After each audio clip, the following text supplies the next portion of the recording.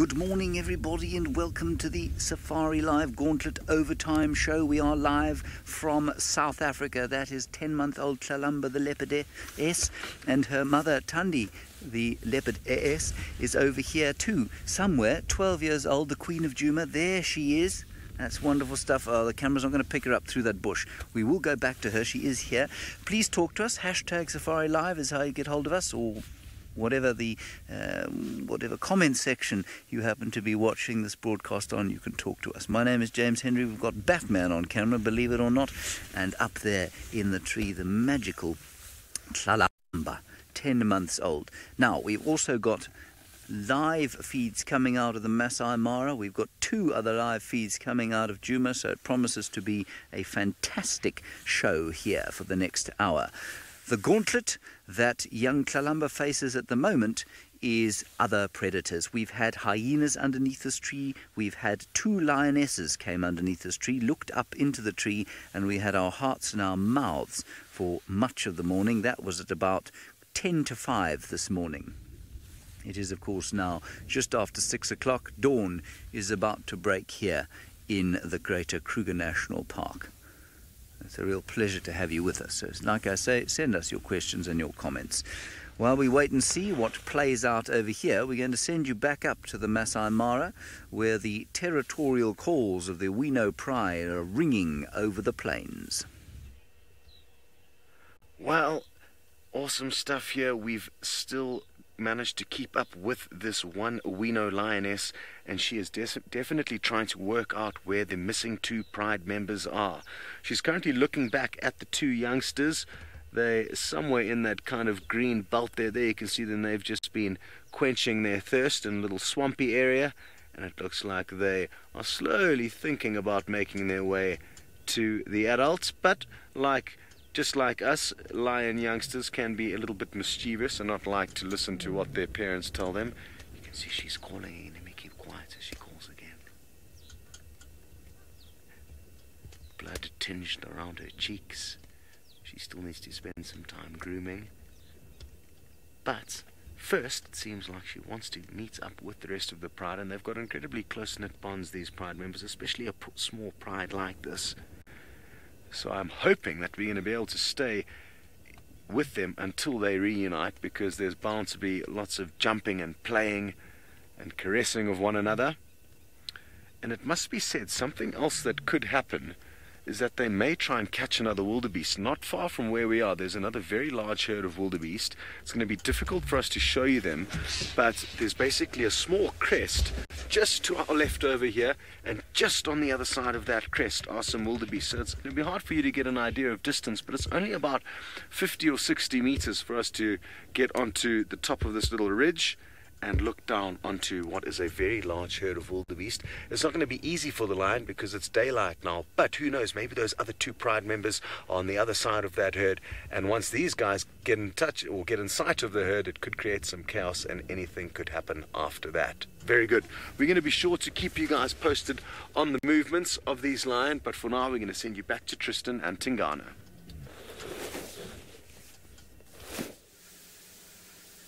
Well, that's one thing that is very true in the Mara, Scotty, is that anything can happen. But as you can see, we are still with Hosana. We've managed to find him again in these thickets as he was playing a game of cat and the proverbial mouse with hyenas that were all over the place. There was 2 hyenas around, and he managed to find his way kind of around them, and now is just sitting and watching various things. And you can see on the flare just how much easier it is to find these cats through these thickets when it is dark. They really do glow. He's been quite busy this morning and has been moving around quite a bit. Now he should come out into the open, which will be fairly nice because it's been very dense in the last half an hour. And this is Hosana's normal game that we play.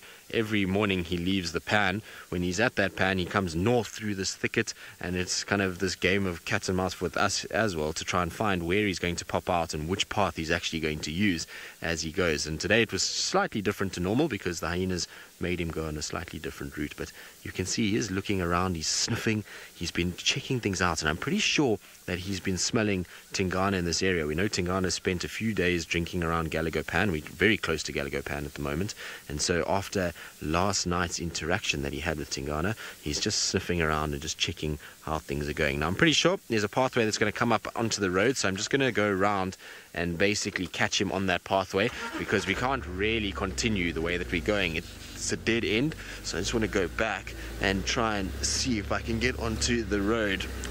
Now, while I reverse and try and get round to find where Hosanna is going to go and wait for him to pop out in front of us, I can send you all the way back up to the Mara and Brent Leo Smith, who's with the Lions. Good morning and welcome to the Masai Mara. I'm about 15 kilometers south of where Scott is with the Winos. I've been looking for the Sausage Tree Pride, and this is not them. My name is Brent Leo Smith. I have Vim on camera, and we think this is the Ingarare Pride. And there are 12 lions spread through the grass here at the moment, including 4 young males.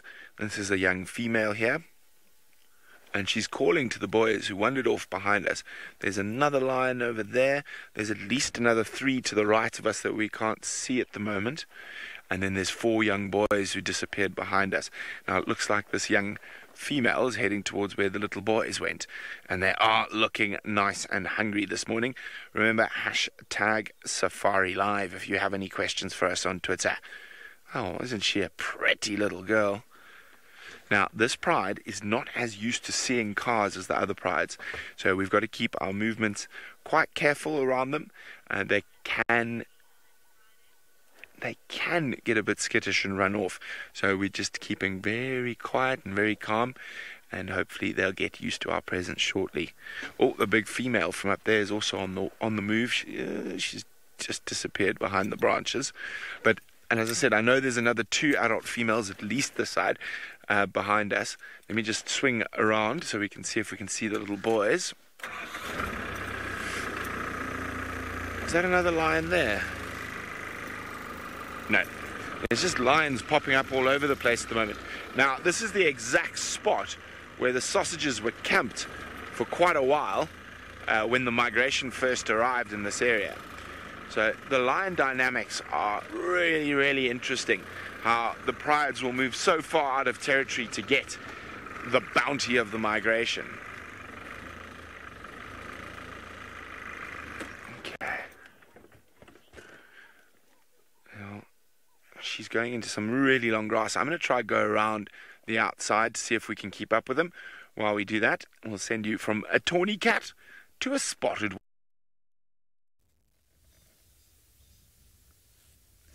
Yes, a spotted cat indeed amongst the tawny grass.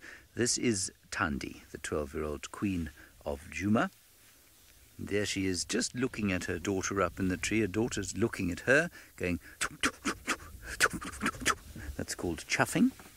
Quite like my example of chuffing there. I think I might do it again. Giraffe girl, she's up a tree purely for safety. She was below the tree earlier today at about 4:30, and then 2 hyenas came around and she leapt up there, and then she stayed there, and 2 lions then came past right to the base of the tree, and she climbed even higher up than she is now, hoping perhaps, or being very cautious, knowing that lions can climb trees and knowing that they won't go as high as she, because of course they are much heavier and are likely to break the branches and fall to the ground. And so she's been up there now for about an hour, and her mother's just arrived back. I don't know how long her mum's been there actually. Her mum seemed to go off hunting at about 5:30, 4:30 or so I mean, and they were playing for a while. She suddenly went still next to the base of the tree. Tandi moved off to the south. That's where she is now, but I don't think she's been there the whole time. I'm pretty sure she went off hunting. I'm not pretty sure she hasn't killed anything, because I think she would have fetched her daughter by now and they'd have gone off to eat. Now the little one's chuffing again.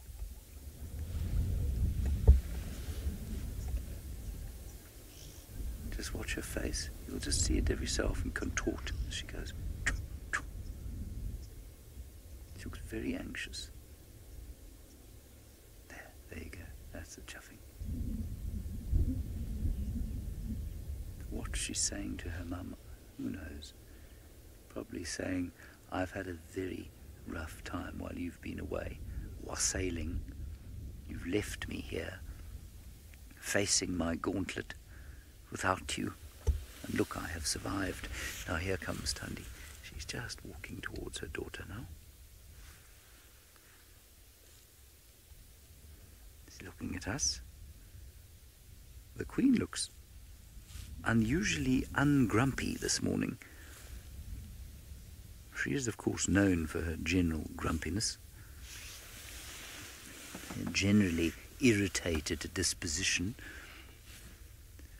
but today she looks wonderful in the dawn light.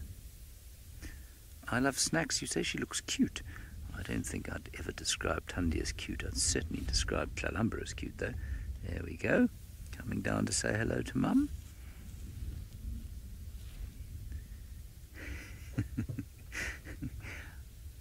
I do so wish I could understand, I'm sure like many of you do, the conversation that is passing between them. And it is a conversation. I mean, I'm not sure it's particularly wordy or sophisticated, but there is a conversation.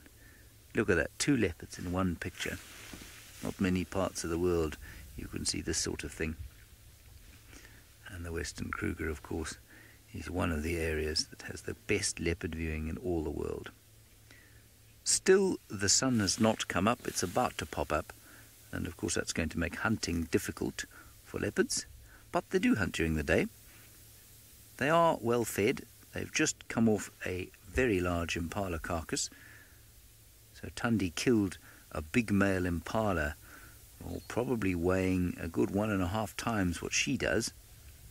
And they managed to finish most of it before Hosana pilfered the last bits. Aaron, I don't know which 2 lions they were that walked past. I'm assuming they were 2 lions of the Nkuhuma Pride, but that is an assumption. I could be quite wrong.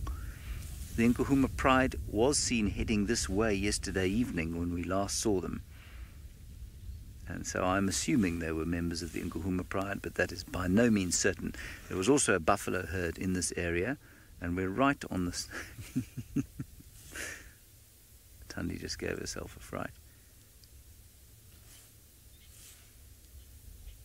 So those 2 lions are on the cusp, on the border between the Nkuhuma and Torchwood Pride territories.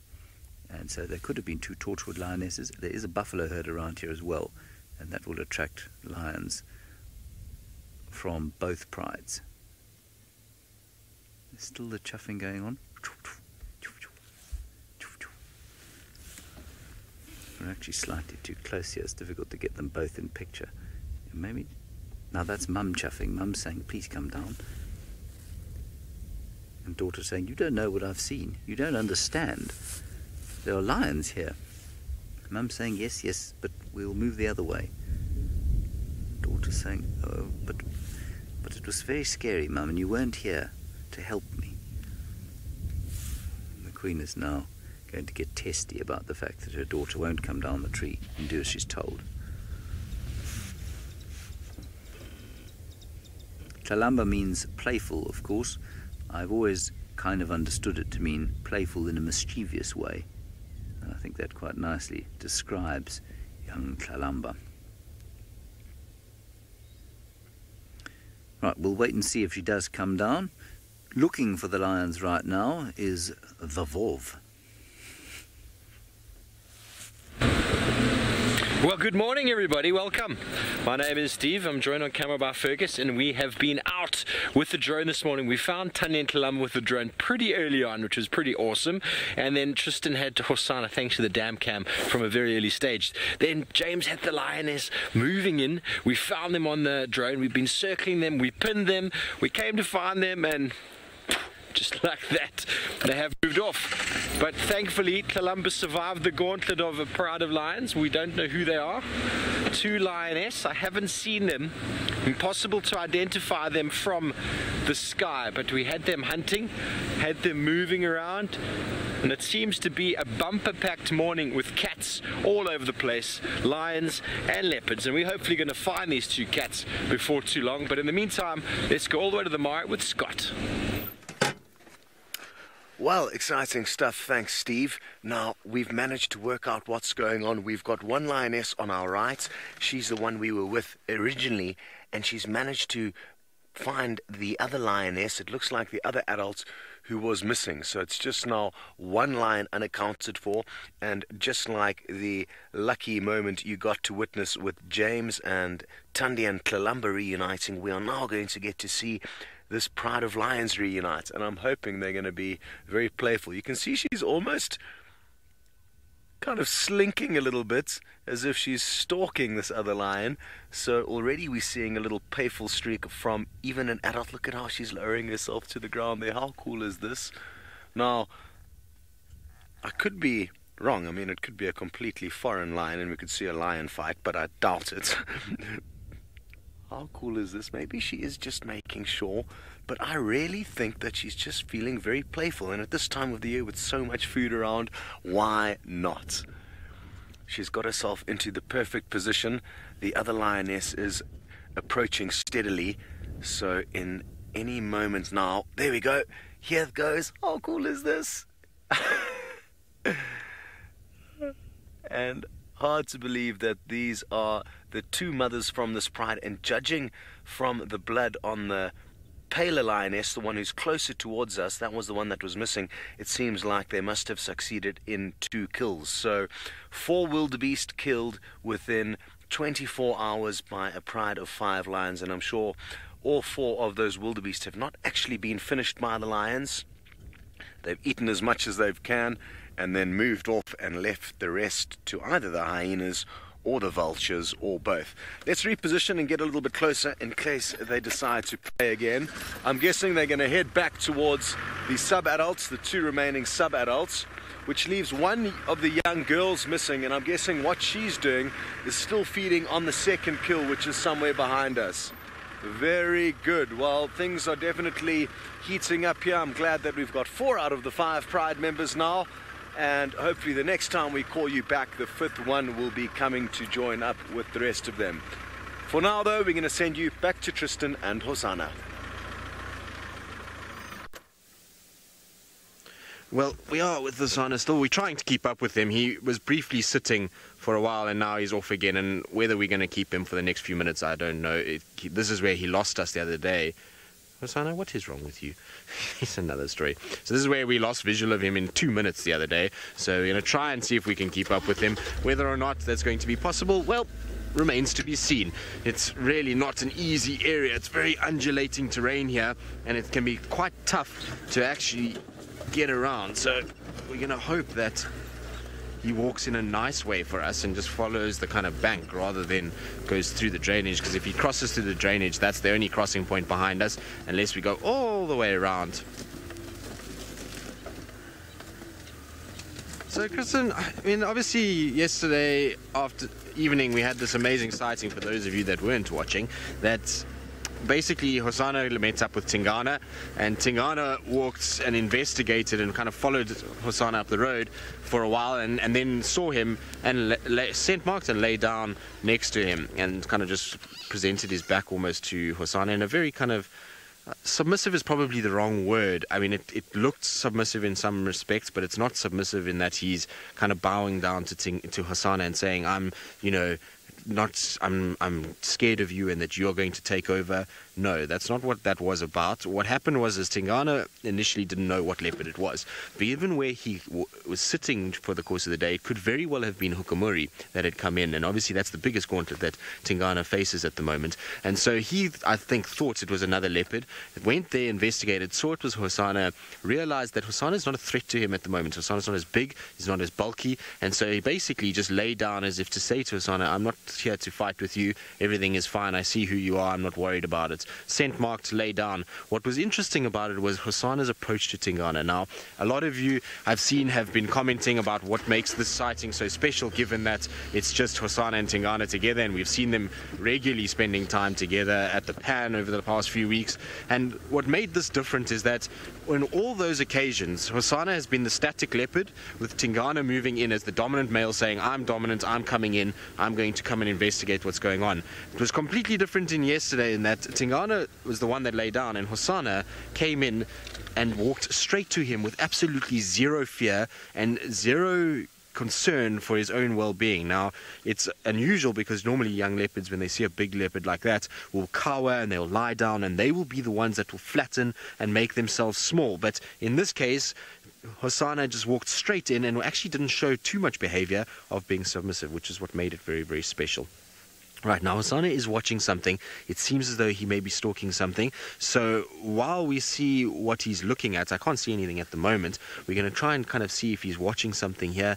Let's send you back across to Scott, who's still with the Awinia Prayad, and I wonder if the fifth one is there. Well, I can relate to this young male lion, or at least try to. His stomach looks like he's just been at a sushi buffet. Or at least how mine would look after a sushi buffet. Now, he is approaching his mother. His mother was feeding on the other carcass with his cousin, a girl. So it's going to be interesting to see how happy he is to see his mom. I cannot believe how full his belly is. He doesn't look very comfortable. And he's going just past us, and I'm sure at any moment now he's going to run towards his mom and jump all over her. So let's take a closer look. Savannah, you would like to know at what age are lions fully grown? Well, I guess at around 4 or 5 years of age that you can start considering. Hello, Mom. She doesn't look as excited to see him as he is to see her. Sorry, Savannah. So yeah, like I was saying, around 4 or 5 years of age, I think most both male and female lions will be considered adults. But from around 2 years of age, their bodies will be kind of fully grown. So this youngster that we're looking at here, this young boy was born in April last year, so he's just about 1.5 years of age. And from 2 years of age, he'll kind of be just about as tall as he'll get, but he will continue to full out and get bigger and stronger up until he's about 4 or 5 years of age. So I hope that helps you. And I'm hoping now that we're going to get to see a bit more rough and tumble and playful action with these lions. It looks like this lioness is now heading back towards her daughter, and that just leaves her other daughter missing, who I think was feeding with the other lioness.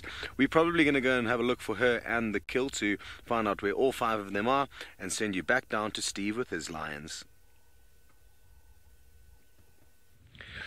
Yes, well, we found them. These are not the 2 that we were looking for, although I'm sure they're part of the same pride, because there's only 7 here. We seem to have found the Nkuhuma pride. They are right on the junction of Central and Chitakatlan, which is on our eastern frontier of Djuma.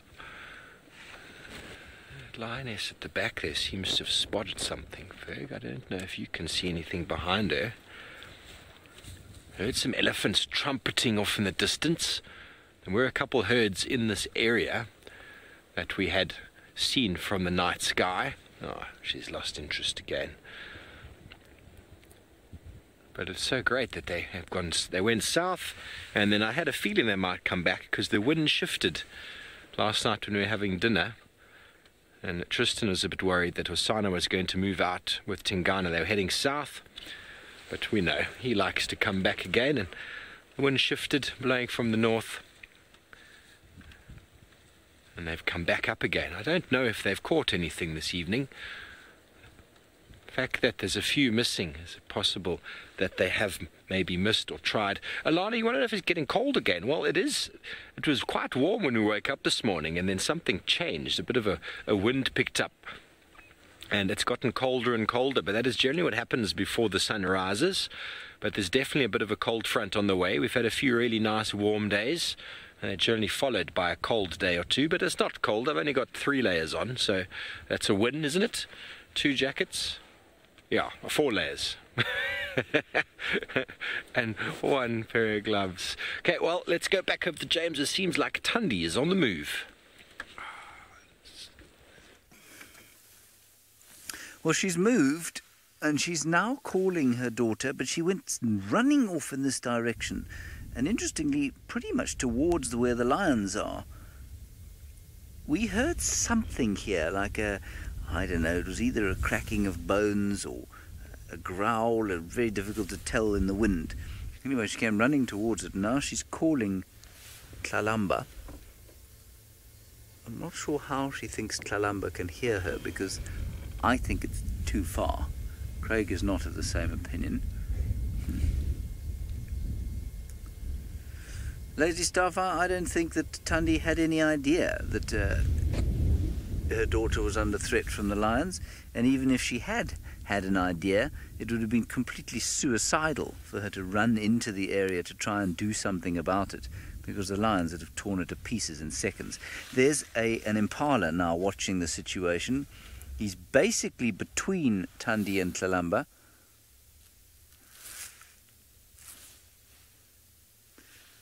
He's thinking, he's got a sort of surprised and slightly gormless look on his face.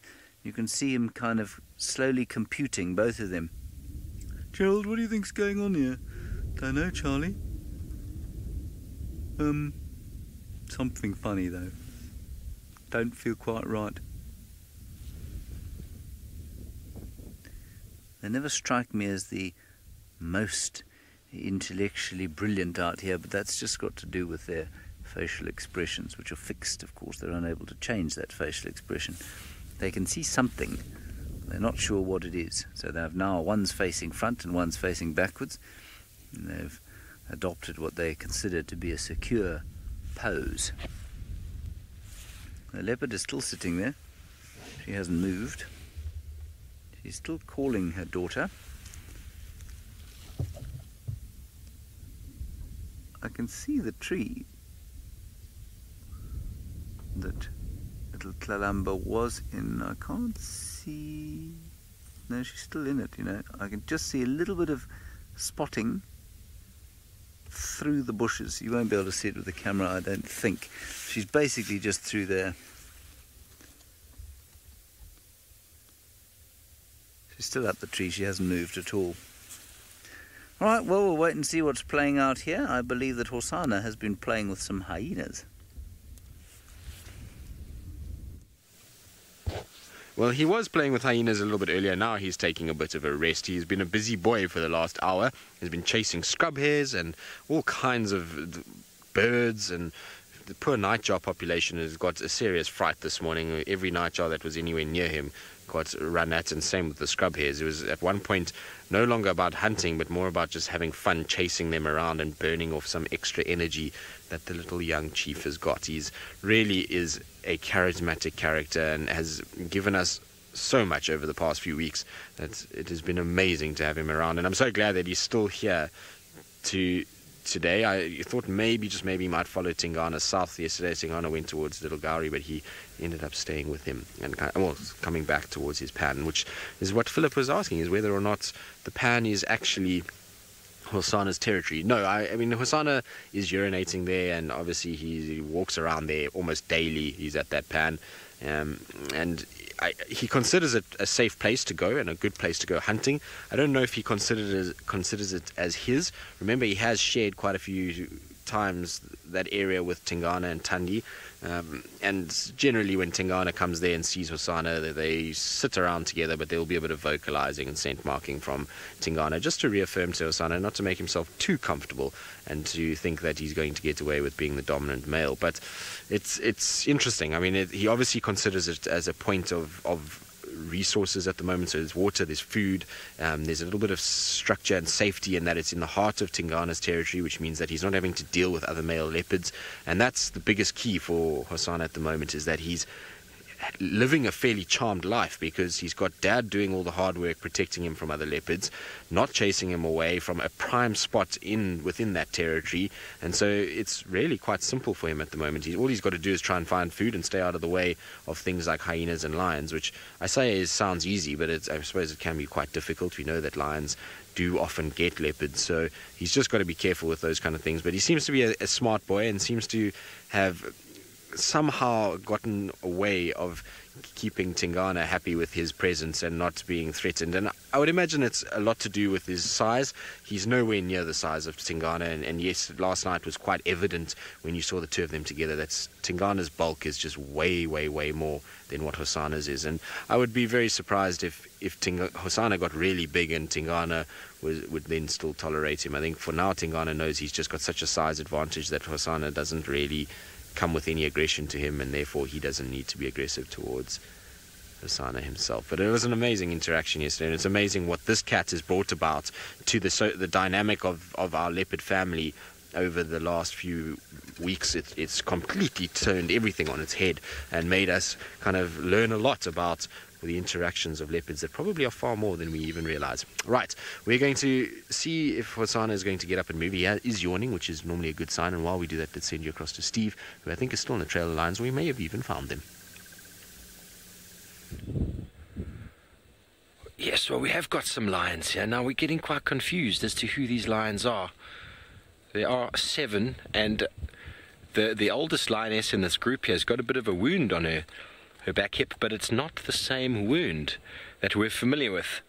If we show you that one there, she's an old girl. She's got a very well healed wound on her right hip there, and I don't think it's the same girl. I think a few of the viewers are thinking this might be the Talamati pride. I've never seen them before. There is a difference in a few of these individuals. In fact, I'm counting one young male who is it's not as big as the Unkuhuma pride young male,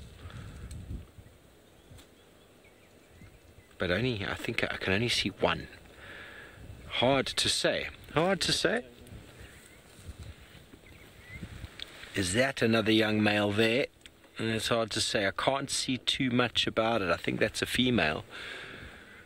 So the reason I initially thought Unkuhumas was because of this first lion on the right over here.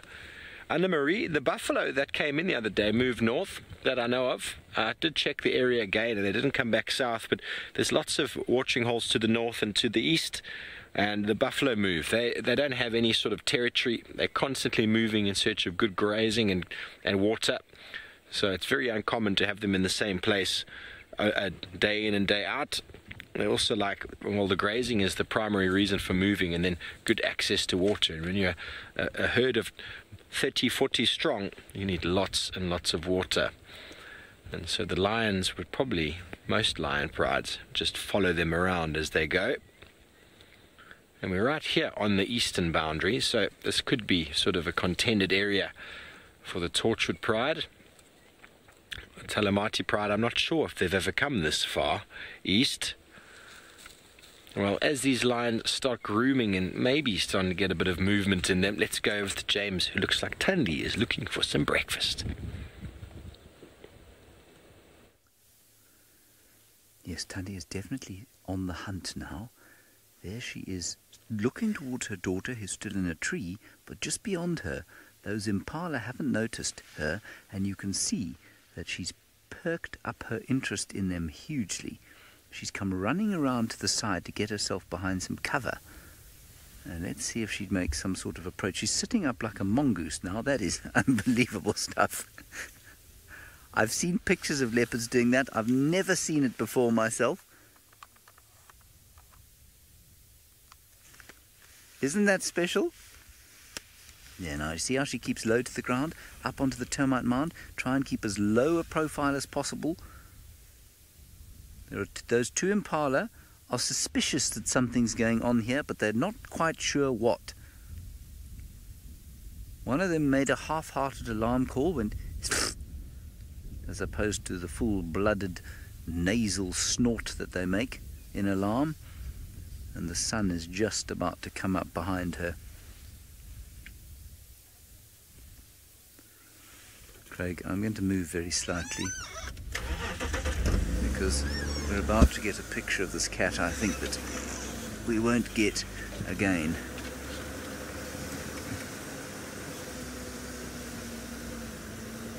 Say when. How's that? That sticks in the way, isn't it?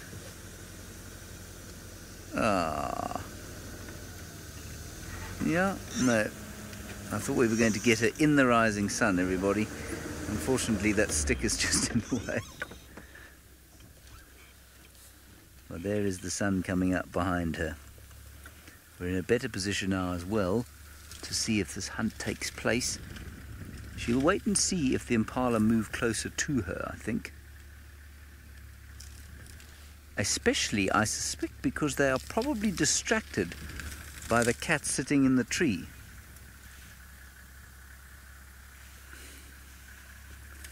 Okay, I think a vehicle's about to drive between us and... oh my goodness. Okay. That's special stuff. Alright, let's go back to the cat. There we go. Alright, quickly across to Tristan.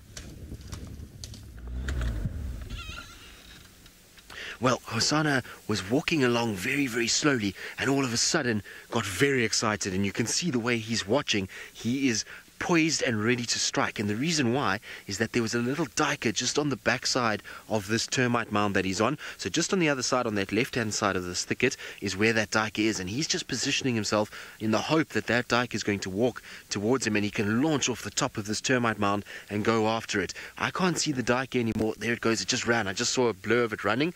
Now, he obviously can still see it. It must be just below him. You can see he's twitching every little part of his body. Look, there he goes. Isn't this amazing? Can't you see how he moves? It is incredible to watch cats move. They have this incredible ability to be quite bouncy. Now, I can actually see the duiker. It's quite far now. It's drifted a little bit further away than what it was. It was much closer than it's just straight through there, David. If you go straight to where you are now, through that gap somewhere there, we should be able to see it. That's the last time I saw it, was in that general vicinity. So it's in that little thicket somewhere. There, David, there it is. So it's just on to your left, to your left, to your left, no more left. There it is. So you can there see it scratching its head. So that's what he's after, is that little male duiker. Now we know that Hosanna is very good at hunting duikers. He has worked it out after weeks and weeks of practice at the pan, and so I think he's going to try and figure out a way to get a little bit closer, which is absolutely amazing. But you can see how he's kind of trying to move. It's obviously a bit difficult because of all the thickets. Here he comes. He's going to come back down our way and reposition himself using this termite mound. Now I want to know from all of you in the form of a one-word tweet as to what you think about this hunt. Will he be successful? Is it exhilarating? You can let us know on #SafariLive. There's the little tail twitching. I absolutely love watching Hosanna hunting. He is really an incredible individual and so active as he goes about his business. And you can see he's just kind of using the mound as a place to hide and to try and get around. That duiker has moved back towards where he is. Now I'm trying not to move too much because every time I start, that duiker is going to get slightly nervous and is going to think, hang on a second, something's around. Now he's disappeared there, so I'm going to have to just reverse back a little bit. This is absolutely amazing, and this is the thing about following a leopard like Hosanna, is you just never know what's going to happen with him. It can go from him just ambling around being very casual to all of a sudden into hunt mode. We've got the sun also rising straight over the top of him at the moment, which is beautiful. There's this orange glow that is coming from the horizon, and Hosanna, who's busy just watching and trying to see what he's going to do next. Look at that. Is that not just the picture of Africa? A leopard hunting under a golden sunrise. So you can see he's still focused, still watching what's going on. So Giraffe Girl, you say your one word is stealth. Well, he is being very stealthy, isn't he? He's amazing how he flattens his body and kind of keeps all the parts that would give him away very low. So you see his tail will go down, his ears go down, and that's just how he tries to keep himself as low as possible when he was very close to the duiker. Now that it's gone away a little bit, he's kind of got his tail curled up and is just twitching, which is an indication that a leopard is often excited. When you see that tail moving a little bit, you know that they are interested in something and that there's something kind of ticking through that brain that they're trying to calculate and work out. Kathleen, you say suspenseful. I like that one. It is suspenseful. Any hunt that you're involved with a leopard is generally full of suspense, because unlike lions who typically will go in and position themselves and then it's quite a quick sort of hunt that takes place, these guys are master tacticians and they'll sit for long periods of time waiting, calculating. Sometimes a hunt from a leopard will take an hour, 2 hours as they kind of wait. Now, I know for a fact that Hosana had a hunt a few weeks ago in a different area where he waited for 7 hours in a little reed bed for a animal to come along, and he eventually then tried to chase and hunt them. He unfortunately missed, but that just goes to show you how long a leopard will sit and be patient for and wait. And so there is a lot of suspense when you see leopards hunting. I think he's maybe thinking about where he's going to go. Look at that. Don't you love when they go down like that and they do that leopard crawl and move along? Now he's still kind of moving away from us. I think that potentially that duiker has bolted a little bit further than what we think. I can't see the duiker at all anymore. He evidently can, because of the way he's moving and the way that his tail's twitching. It seems to me that he's still got some sort of view of where that duiker has gone. Right, now we're going to have to try and reposition and get ourselves into a better area. I think he's still quite far from the duiker, so while we watch him slinking off and try and get into a better position, let's send you across to Scott Dyson, whose morning has also heated up with some hyenas arriving. Well, exciting stuff there with Tristan, as we have an exciting scene unfolding here. 2 hyena have made it onto the scene, and as you can see, the lions are kind of not too concerned about their presence at this stage, but that's because the hyenas are still far from the kill. But I've got a feeling that the hyena's very strong sense of smell is helping bring them closer to the meat that the Owino pride have abandoned. There's about half a wildebeest carcass that is waiting to be cashed in on, and to be honest, the Owino pride are just being greedy by trying to keep it away from these hyenas, because they don't want to even eat it themselves. Ordinarily, if lions make a kill, they won't move far away from it unless they are completely happy to abandon it, but that almost never happens. You can see the hyenas holding their tails up high, a sign that they are excited, obviously by the prospects of food and by the fact that there are some lions in the area. But I guess that is kind of part and parcel of many of their meals, having to interact with lions for their meals. Now, like I said, the wind is blowing straight from the kill towards these hyena, and they're probably about 200 meters away from it now, but I'm confident that they are going to... Look at how nervous they are. They pick their heads up very quickly there. But I'm confident that they are going to find this kill fairly soon, and judging by their bellies, they're not too full, so they are going to show us just how powerful their jaws are when it comes to tearing apart carcasses. As they get closer to the area of where the kill is, we can expect more interest from the lions, so we must be ready for that. But I think we've still got time on our side before things heat up, and you'll be glad to know that Hosana is still stalking. Well, he is still stalking, so he's watching this duiker. I can't see where the duiker is, but he's obviously fairly close, because the way that he's moving is calculated, very slow, very methodical, and he's kind of listening and stopping, walks a little bit, stops and listens. It's pretty incredible. Now, we obviously use our FLIR camera for thermal at night, but it's also a great tool in these kind of situations when there's a hunt happening and you've got the cat that's a little bit further away and you can't see where the prey animal is. Sometimes the FLIR will pick up the prey animal too. What we can see though is that Hosana is kind of staring into the distance. I don't see any sign of that duiker yet. Seems as though it's all quite cold in front of him. There is quite a bit of bush, and so sometimes if something gets there, I can actually see the duiker now. It's off to the left a bit more, Dave. Let's just go a little bit more left. There it is. You see it there? So you can see that little heat signature right there. Now that's what he's stalking. It is a little bit further away than I thought it would be. I thought it might have been a bit closer, but he's slowly getting himself into the right place to be able to hunt this duiker. Now you can see he's calculating. His head's moving. There he goes.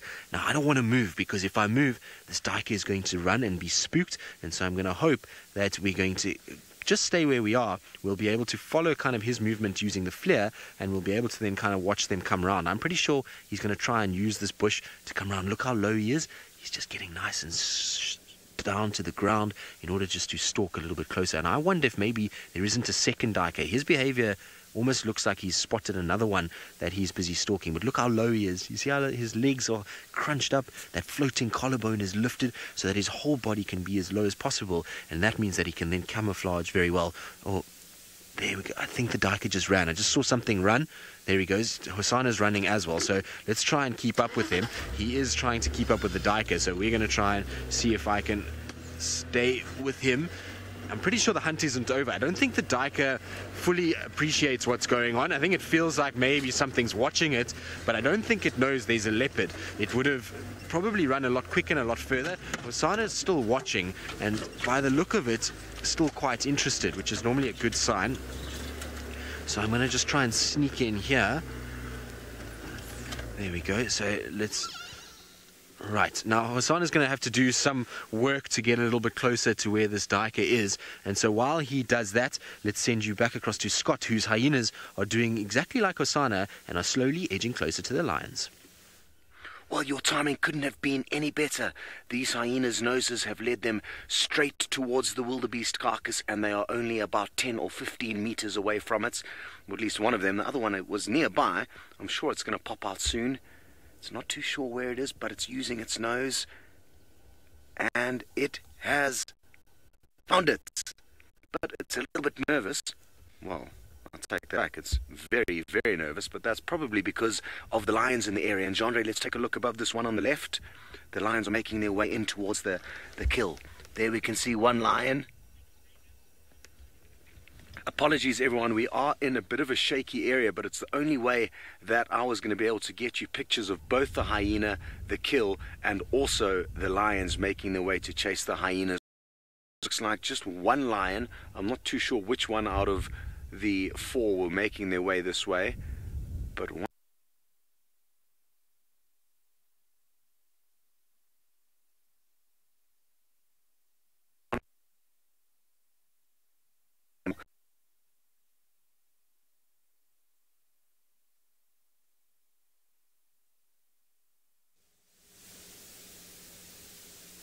Now, unfortunately, Scott's got a few little technical gremlins, which we're trying to sort out, but in the meantime, poor Hosana unfortunately lost out. His duiker bolted and left him behind. It spotted him and then it just went very quickly away, and so he's now just kind of coming back, and you see where he's sniffing. There's a little bare patch on the ground there. Now, I'm pretty sure this is where these duiker often sleep. You'll quite find that they'll lie down on the ground in the evenings and they'll curl up into a ball to stay nice and warm, and so I think he's sniffing there just to see if there's maybe any sign of a little baby duiker, because often baby duikers will actually stay behind. Even if the adult bolts, the little babies will lie in the grass and just kind of sit there, and their defense mechanism is to stay as still as possible.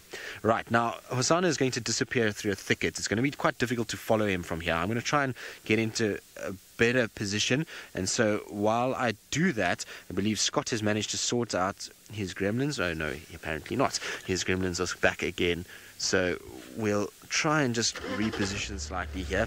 Hold on, David. This is going to be a little bit of a turn. I mean, it's fairly open on one side, so if he heads in the right way, we'll be okay. But now, I believe James has got something exciting with Tani, so let's quickly send you across to him. Yeah. All right, everybody, we are still here with Tundi. She doesn't seem to be on the hunt anymore. She seems to have sort of given up that and is now sitting, well, very regally, queen-like, sitting on a termite mound, wondering if she is going to eat today, and possibly, I don't think possibly, but it looks a little bit like she's setting up an ambush, making herself obvious, so that the impala are distracted by her, and Tlalamba can kill one. That's not going to happen. That's not what she's doing. I think she was being opportunistic about the possibility of catching the impala, but they seem to have settled now. Although they are still here, they're still around, between her and the cub. So ideally for her, what she'd like is for them to start alarm calling at Tlalamba, who's come down off a tree. We don't know where she is right now. She's somewhere between us and the tree where she was and the impala. And if that happens, if the impala notice the cub and start having a panic attack about them, she'll move in quickly and could easily snaffle themselves a very nice breakfast. I think it's unlikely though, but it's not impossible.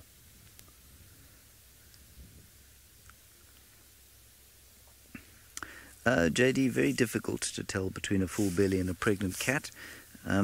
Pregnancy, of course, is normally preceded by mating, so that's sometimes an indicator. You'll find that the belly is heavier underneath, so towards inguinally, if you like, so between the back legs, a pregnant cat is quite heavy, but it is very difficult to tell, and it's because, of course, we know that cats don't carry their babies for a long time. They have a very short pregnancy, and that means that the babies are born very small. A pregnant impala, for example, is extremely obvious just before it gives birth because it's been in utero 7 months.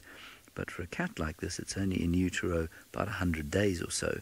And so the fetus is very small, and so the belly does not swell anything like it does for example, a primate especially, or an antelope slightly less.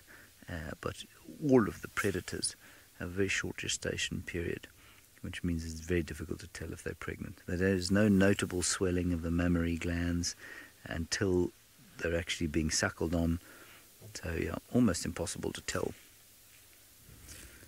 I'm very pleased to say that Steve is still with an iconic pride of this area.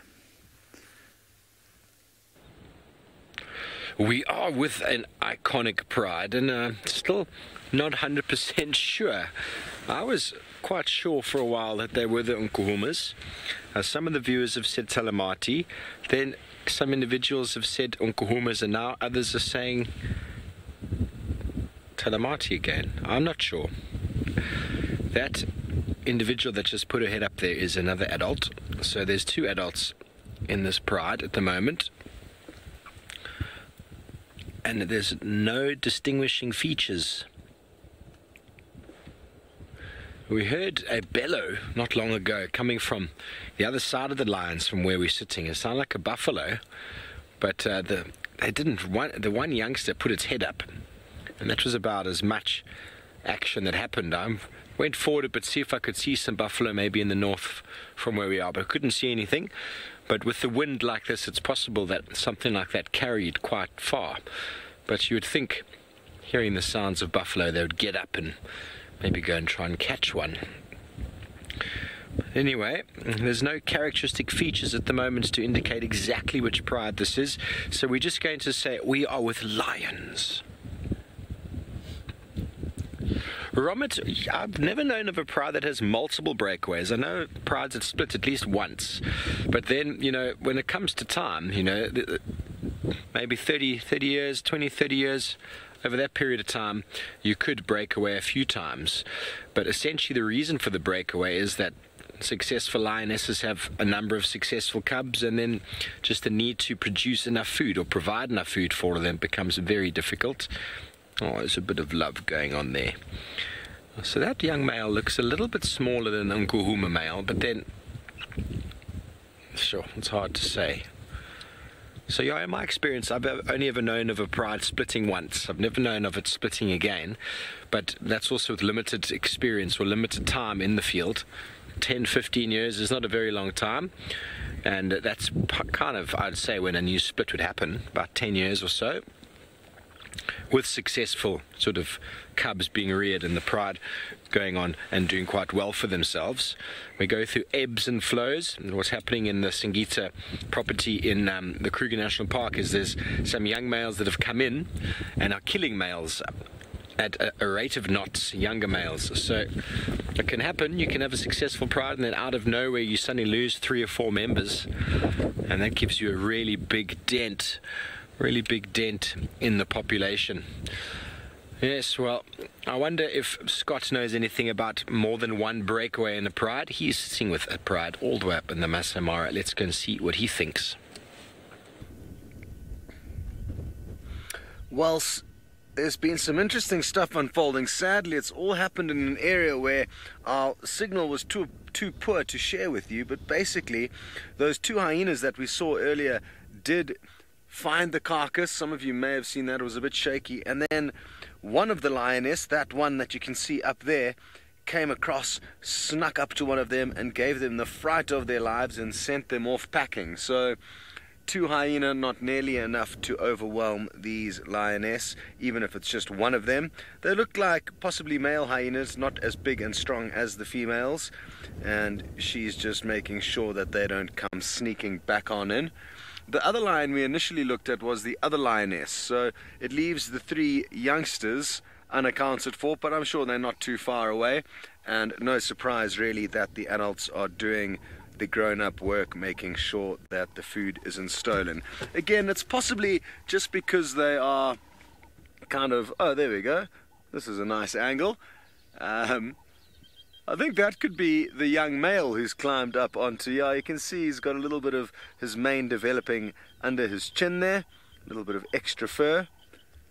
And the reason why these lions are kind of so ferociously protecting their killers, because that's what they instinctively programmed to do. The same reason they instinctively will catch and kill numerous is because that is how they are programmed. So great kind of instinctual behavior that we are getting or being able to bear witness to. Let's see if, I'm just too worried if we move the vehicle even so slightly we may lose picture, so let's just stay put here.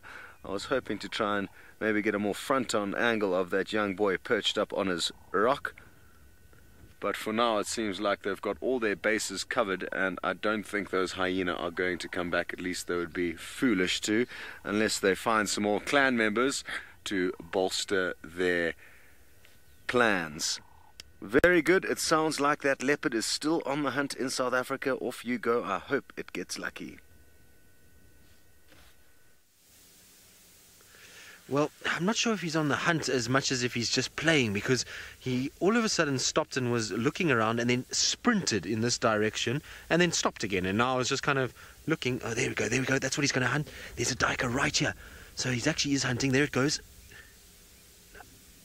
I think the duiker saw us, unfortunately, and ran. I didn't even see that duiker. It came running out of the bush.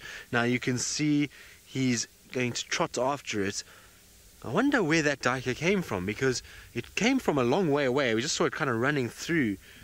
It's ridiculous how quick these things happen.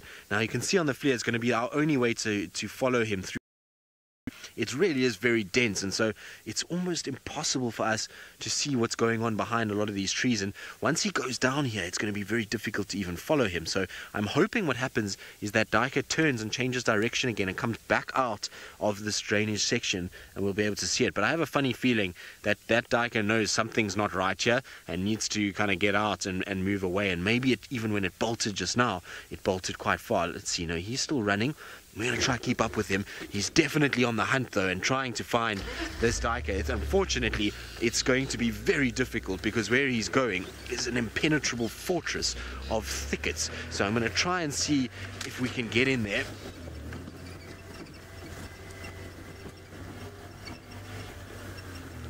Now, so it just drops off here in a steep ditch. Where did he go? I can't see him anymore. I think he's dropped off into this drainage line, which is going to be very difficult. And also part of me just wants to actually let him go and hunt, because us bashing around through this thicket is only going to make his life very, very difficult. So the last time I saw him was ducking down into this thicket. Anyway, we'll try and see if we can get another view. I don't think we're going to be able to, but while we try that, let's send you back across to Scott, who's got the lions still with their carcass, and they are busy dragging. Well, no luck, young Hosanna, but well done to the duiker who lives to tell the story at future dinner parties. As you can see, one of the lionesses is doing a very clever move. She is trying to drag the remains of this wildebeest carcass to some cover. And the reason for that is she knows full well that as soon as the vultures start flying around and using their beady eyes to scan for carcasses, if they start dropping from the sky, it will attract more hyenas to this area. So she is kind of doing her best to drag it under a bush. I'm guessing under the bush that young male is kind of perched on up there somewhere, but it's going to be tricky because there's lots of rocks and it's going to be hard for her to get it underneath there, but that's her plan. As you can see, she's kind of, well, she was out of breath. The young boy isn't doing anything to help. Come on, where your manners, young boy? Go and help, Mom. You're almost as big and strong as her. Here she goes again. Let's take a look at the mother. She's doing one last pull.